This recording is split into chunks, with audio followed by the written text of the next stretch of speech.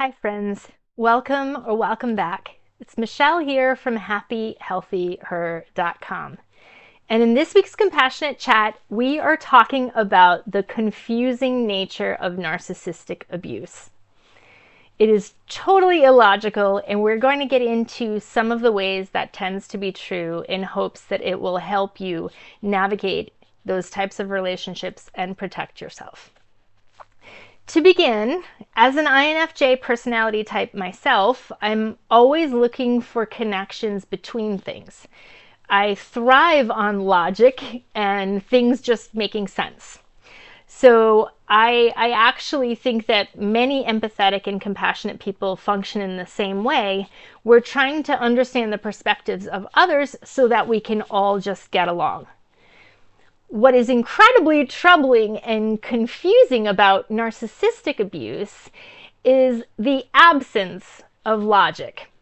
And if you are trying to find logic and meaning in a narcissist's behavior, you will ultimately get trapped in an endless thought loop that will never make sense. So to make it a little easier for anyone who has struggled as I have, I wanted to discuss the 8 ways that narcissistic abuse is so illogical and confusing. I will be sharing this in a blog as well, so if you're someone who likes to kind of ponder on the information, I will put that link below and you can read it at your leisure. But to start off with, the number one way that narcissists can be so confusing is that they hurt and disregard the people that are closest and kindest to them. So this is true in terms of family, friends, work colleagues, and even their romantic partners. You have probably heard the phrase, we hurt the ones we love the most. And what that phrase is generally referring to the fact that the closer we get to people, the more we let our guard down and sometimes show our not so great sides, or that we get very sometimes comfortable with people and we start to get complacent about our behaviors. And the people we love and are closest to us tend to see our worst side. This is not what we're talking about with a narcissistic person. With a narcissistic person, it is actually quite intentional that they're hurting the people that love them the most. And this is completely mind-blowing, especially if you are on the receiving end of trying to be a loving, supportive person to the narcissist. You will ultimately realize that they're going to be gaslighting you, which is an attempt to change your perspective on things. They're going to openly insult you. They will mock you. They will criticize you. And they will just take advantage of your kindness in any way they possibly can. And they tend to do this the most, again, with their biggest, strongest supporters. The thing that's really interesting with a lot of narcissistic people, especially in terms of friendship connections, is that they take a quantity over quality perspective. So they don't really value the loyal friends that show up for them time after time. They're always looking for bigger, better, the cooler person, and they're looking to add to their friend group and become more and more popular. So even if you are this loyal friend who just keeps showing up, they look right past you, trying to find new friends and new forms of attention and admiration and adoration. And it is just so frustrating, especially for those of us who value deeper connections and more of that quality over quantity relationship. It just doesn't make sense, and it confuses us to the point of oftentimes feeling just totally out of sorts. The second thing that narcissists do, and this is very similar to the first, but it's far more sinister, and it's that they actively punish the people that they say that they love. Now, I use the word love with quotations because if you've followed any of my other videos, I've talked about this before. Narcissists don't love the way healthier people do. Love for a narcissist is strictly a transactional interaction. They are using people as pawns, even their children, even their romantic partners, even the people they actively choose to be in their lives. They are still going to use those very people in ways that are manipulative and sometimes cruel. And anyone who is actually married to a narcissistic person knows this anguish. It is particularly confusing because it does not make any sense that someone is going to choose you as their favorite person to love and to supposedly cherish for the rest of their lives, and then they're going to proceed to treat you terribly. One of the questions that is so hard for any of us who've been married to someone who's narcissistic is, why did you marry them? And believe me when I say that question runs through our minds all the time, because we're constantly confused by this person. After the honeymoon period, so to speak, when they have stopped love bombing us, which is the answer to typically why we married them, they were on their best behavior when we first met them. When they were trying to convince us to be their person, they treated us really well. And then once we were married and they knew they had us, they flipped. And this is the same even when you're talking about a job, and it's the same even with friendships. Once they feel like they have you and they don't need to keep nurturing the relationship, they will start to treat you worse and worse and worse. And again, so unbelievably confusing to have someone say they love you and then disregard you or sort of toss you aside in some capacities. The third thing they do that is so unbelievably confusing and even maddening is that they seek people who have what they want. Someone who will make them look good and someone who will make them feel good. And then they seek to actively destroy the qualities that they were originally looking for. So this comes down to basically trying to destroy this person's self-esteem so that they effectively won't leave them. So it's sort of this logic of, I'm going to bring you into my world and then I'm going to subtly destroy your self-esteem so you won't believe you can leave. And it's actually painfully effective, because frequently people who are trapped in narcissistic marriages, friendships, and even work environments don't leave, or at least not right away, because we get it in our head that we can't leave, that we will never find love again, that we will never find another job. They literally get so far into our psyche that it's hard for us to recognize our worth anymore. But of course, all of that is incredibly confusing. Why would someone ever do that? Why would this person who says that you're the best thing that ever happened to them suddenly change and want to destroy all those great things about you? It does not make any sense. The fourth thing that they do that is so confusing is they crave power and control simply for power's sake. So many of us really don't want power. We don't want to be in control in terms of being a leader or being a manager. We want to be in the background. We kind of just want to go with the flow. And so it can be really strange to see someone who is actually craving power and control. It doesn't typically resonate with many of us. So I can think of one example of this that happened to me in my childhood. And I will say that when we are children, we are often narcissistic. We don't really know any better.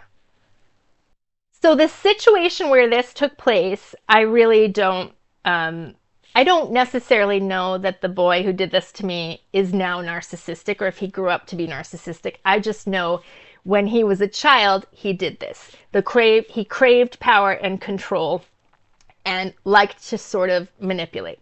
So he was actually a neighbor. This was a neighbor. He was probably about 5 and I think I was 6. And he was quite wealthy and he had every toy you could possibly imagine. He was an only child. And he would call me and beg me to come over and play with him. So I would go over and play with him, and he had the coolest toys, and I was just usually just enamored of all the fun things, and I would be playing with different things, and he would kind of be observing me, and he'd realize what toys that I liked the most, and he would immediately say, "You can't play with that. No, you can't play with that. No, you can't do that. No, you have to do this." And he just was constantly controlling our playtime. And I would always end up getting really like just disheartened and say, I just want to go home. And I would go home, and then he would start to cry, and he'd stand on the edge of his yard, and his mother would come out, and she would yell at me for being a mean kid, for making her son cry. And I was just like, oh my gosh, what is happening? And so it was this endless loop. So I would play with him, I'd feel terrible, I'd go home. And it was always, he had the control, he had the power. And it never felt good, of course, to play with this kid. And I always was confused about him wanting that sort of dynamic, because I just wanted to connect with him. I just wanted to have fun. And it was hard to sort of feel that energy. But this is so true for adults' behavior as well. You see this a lot with adults doing the same kind of thing, especially like if you're in online dating. There are sometimes people who want to push you away, want to break up with you, and then as soon as you are away from them and you're feeling good, they're like, oh, I really want to date again. I made a mistake. And so there's this weird push-pull that happens with people that is largely related to control, and very, very confusing to anyone who's on the receiving end of it. So the fifth thing that can be so difficult is that narcissists hoard. They are classic takers, and you could even say they are bottomless pits of need and greed. And this is confusing to any of us who want to be givers, who want to have reciprocity, who want to be fair in our relationships. It doesn't make any sense to take just to take, but this is exactly what they will do. They won't need something, but they will take it just so that they can have it versus someone else having it. It's completely different wiring from anyone who is a people pleaser, or again, someone who wants to be generous and reciprocal in their relationships. This is the type of person who shows up at a party, a pizza party, let's say, and they realize that there's 10 people behind them in line and there's only 12 slices of pizza, and they take 3 slices of pizza and then decide they're full after the first one and waste the 2 pieces. I mean, you see this kind of behavior pretty prevalently, and it's really awful. And the truth of the matter is, this is just how they are wired. They are wired differently. It's confusing, it's frustrating, but once you see it, you need to accept it and trust that this person is going to probably be like this in most situations. The sixth thing they do is they display their worst traits openly. Now, this is kind of funny to a lot of us, again, who are people pleasers, because we want people to like us, that we want to be agreeable. And when you see someone who is just openly, overtly narcissistic and completely argumentative or cruel or mocking others, I can think of a certain politician who falls into this category.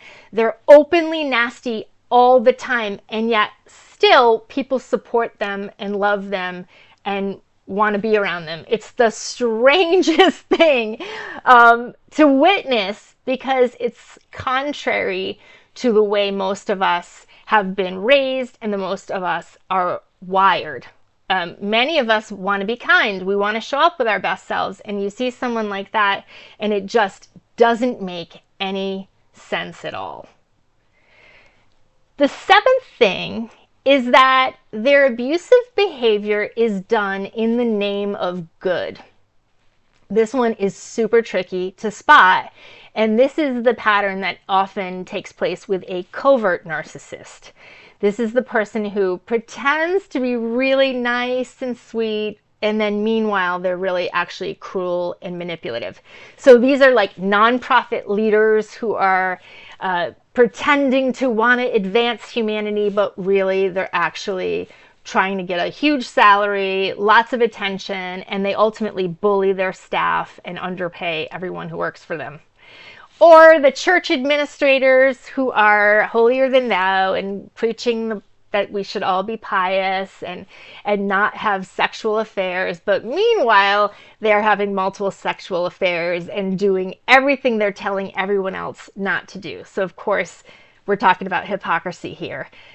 This also even happens in like the healing and the self-help world. So healers, therapists, even sometimes doctors can be quite abusive to people, cruel to people, but because they have this position that ultimately has goodness exuding from it, that most people assume that people in those roles are good and kind and loving, they can sort of skirt on that role while they're actually acting in very different ways and being a totally different type of person.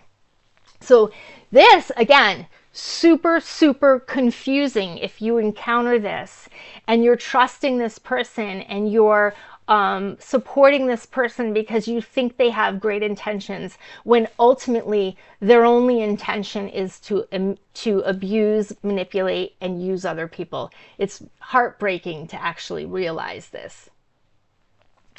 And then the last trait that is the most confusing by far is that most narcissistic people are actively destroying themselves. They sabotage and lose all their best, healthiest, most loving relationships.